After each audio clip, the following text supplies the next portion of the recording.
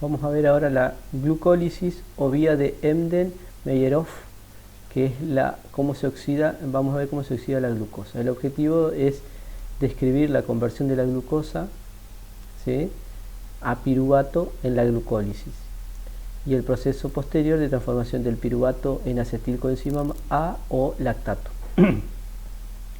Bueno, como dice acá, la mayor fuente de energía de la que disponemos siempre es la molécula de glucosa, ¿sí? La glucosa del torrente sanguíneo llega a las células, ¿sí?, donde se inicia el proceso de degradación conocido como glucólisis. La glucólisis es un proceso anaeróbico, esto significa que no precisa oxígeno. En la glucólisis, que es uno de los procesos metabólicos de la segunda etapa del metabolismo, la molécula de glucosa, que tiene 6 carbonos, se convierte en 2 moléculas de piruvato, que cada molécula de piruvato tiene 3 carbonos.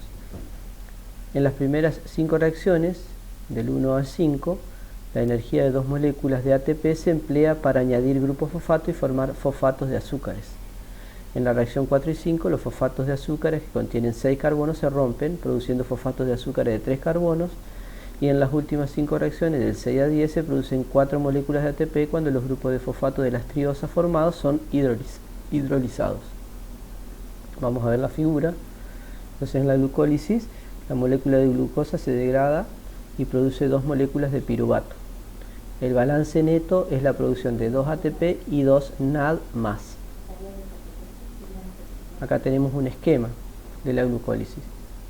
En esta fase es la fase de consumo de energía. ¿Por qué? Porque hay que romper las moléculas, ¿sí? Entonces tenemos una glucosa que se utiliza ATP y genera ADP, y esa energía se utiliza para que la glucosa se fosforile, se llama, o sea, y se forme de la glucosa, se forma la glucosa 6-fosfato. O sea, la glucosa agrega una molécula de fosfato. En el paso 2, ¿sí?, hay una modificación de la glucosa y se transforma en fructosa 6-fosfato.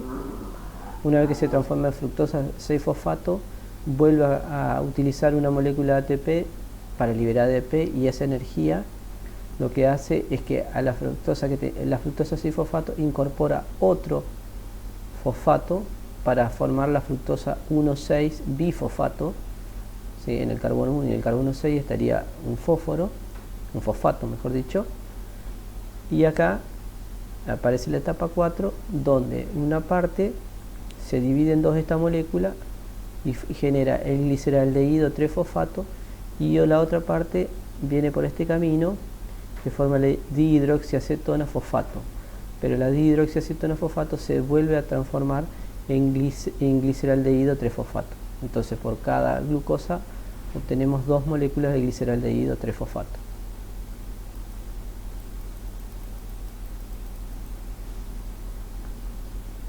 Después viene en la parte 6 la fase de generación de energía, ¿sí?, donde el NAD toma fósforos, ¿sí?, y justamente se vuelve, el NAD toma hidrógenos y se forma nuevamente el ADP toma fosfato y forma ATP, 2 ADP forman 2 ATP, y anteriormente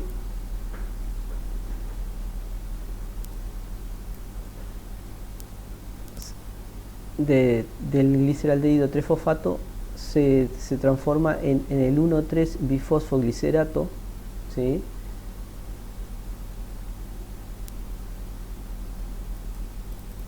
o sea que el gliceraldehído anterior 3-fosfato incorpora otro fósforo.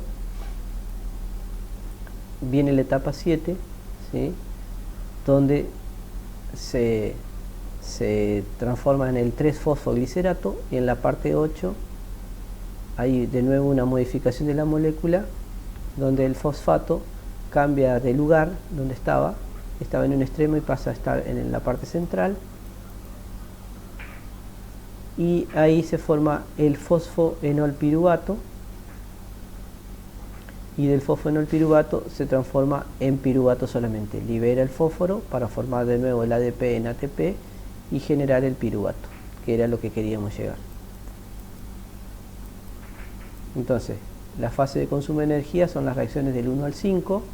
La reacción 1 es fosforilación, la 2 isomerización, la 3 fosforilación. Vamos uno por uno. La fosforilación.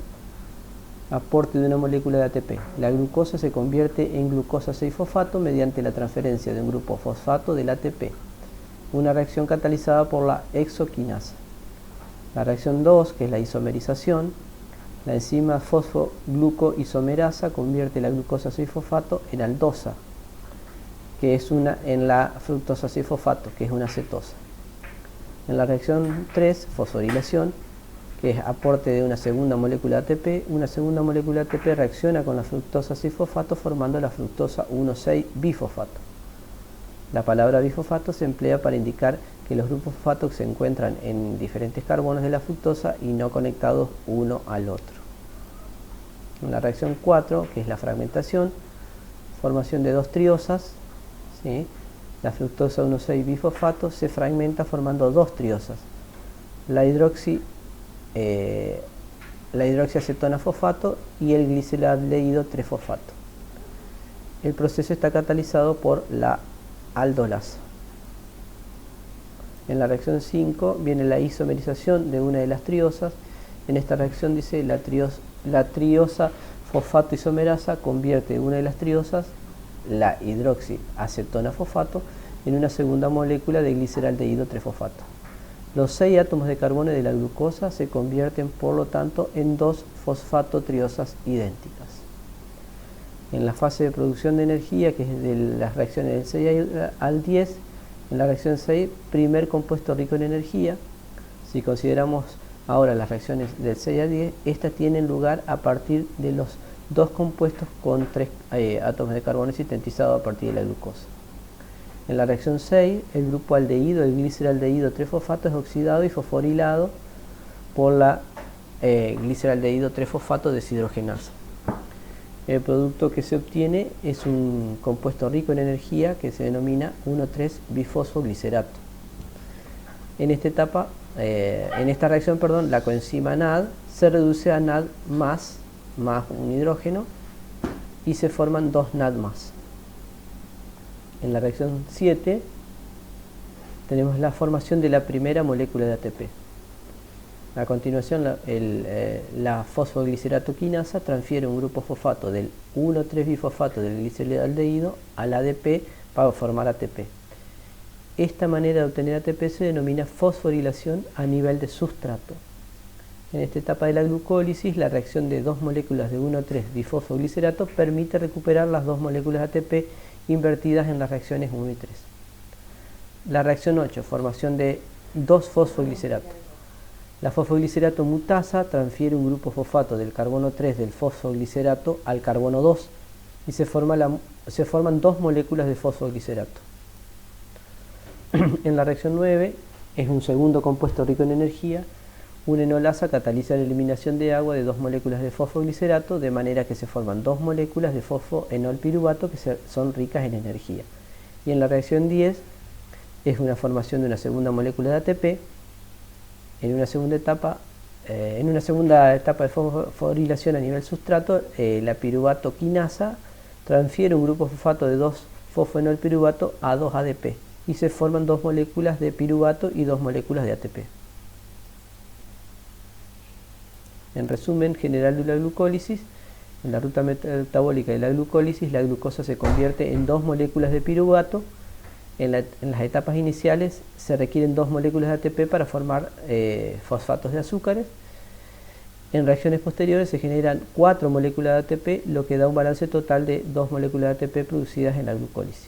En conjunto, la glucólisis forma 2 moléculas de ATP, 2 de NAD+, por cada glucosa que se convierten en 2 piruvatos.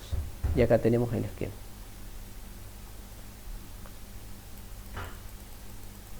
¿Cuáles son las rutas para el piruvato? El piruvato que se obtiene a partir de la glucosa puede entrar en otras rutas para seguir generando energía en el organismo. Las vías disponibles dependen de la cantidad de oxígeno presentes en las células. En condiciones aeróbicas, el oxígeno convierte el piruvato en acetilcoenzima A. Cuando los niveles de oxígeno son bajos, el piruvato se reduce a lactato. Condiciones aeróbicas. En condiciones aeróbicas, o sea, en presencia de oxígeno, el piruvato se oxida, eliminándose un átomo de carbono en forma de dióxido de carbono. La coenzima NAD, o sea, la forma oxidada, es necesaria en este proceso de oxidación. El compuesto de dos átomos de carbono resultantes se une a la coenzima, produciendo la acetilcoenzima A, un importante intermediario en muchos procesos metabólicos. Acá tenemos el piruvato, la coenzima y el NAD+, que va a generar la acetilcoenzima A, el dióxido de carbono y el NAD+H. Acá tenemos un esquema. El piruvato se convierte en acetilcoenzima A en condiciones aeróbicas y en lactato en condiciones anaeróbicas. Este esquema es importante que lo tengan bien claro.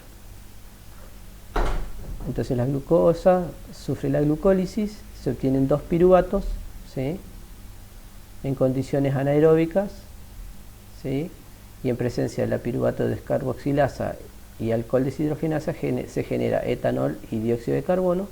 A este proceso lo llama fermentación alcohólica en levaduras, de dos piruvatos, ¿sí?, en condiciones anaeróbicas, y en presencia de lactato deshidrogenasa se puede producir dos lactatos, que se llama fermentación láctica, y en condiciones aeróbicas, ¿sí?, y en presencia de la piruvato deshidrogenasa se puede obtener la acetilcoenzima A. Este es el camino que se da en los animales, en las plantas y en algunos microorganismos en condiciones aeróbicas. Este esquema es muy importante que lo tengan bien claro